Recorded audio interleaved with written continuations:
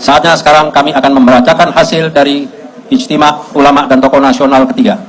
Bismillahirrahmanirrahim. Keputusan Ijtima Ulama dan Tokoh Nasional 3 tentang sikap dan rekomendasi terhadap kecurangan yang terstruktur, sistematis, dan masif dalam proses pemilu 2019. Bismillahirrahmanirrahim. Ijtima Ulama dan Tokoh Nasional se-Indonesia yang diselenggarakan di Bogor, Jawa Barat pada hari Rabu, tanggal 25 Sya'ban 1440 Hijriah atau 1 Mei 2019. Menimbang dan seterusnya, mengingat dan seterusnya, memperhatikan dan seterusnya, memutuskan, menetapkan. 1. Menyimpulkan bahwa telah terjadi berbagai kecurangan dan kejahatan bersifat terstruktur, sistematis, dan masif dalam proses penyelenggaraan pemilu 2019.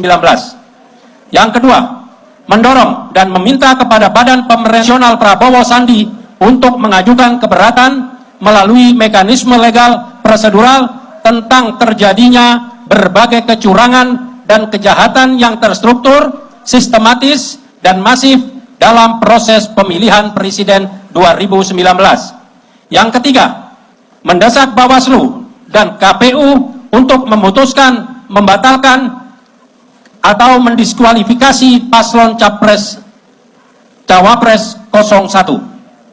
4. Mengajak umat dan seluruh anak bangsa untuk mengawal dan mendampingi perjuangan penegakan hukum dengan cara syar'i dan legal konstitusional dalam melawan kecurangan dan kejahatan serta ketidakadilan, termasuk perjuangan pembatalan (diskualifikasi) paslon Capres Cawapres 01 yang ikut melakukan kecurangan dan kejahatan dalam Pilpres 2019. Yang kelima, memutuskan bahwa perjuangan melawan kecurangan dan kejahatan serta ketidakadilan adalah bentuk amar ma'ruf nahi mungkar konstitusional dan sah secara hukum dengan menjaga keutuhan negara kesatuan Republik Indonesia dan kedaulatan rakyat.